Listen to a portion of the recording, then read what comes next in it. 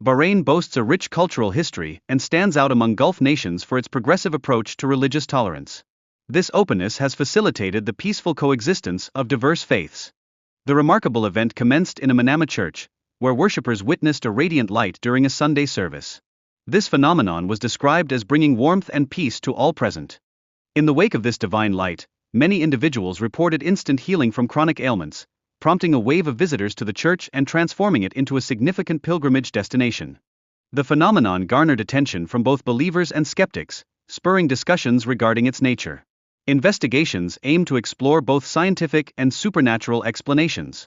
Despite differing interpretations, the psychological and spiritual effects on individuals were profound.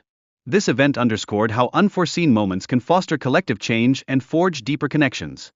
Furthermore, the occurrence encouraged interfaith dialogues, nurturing unity and compassion among various religious groups.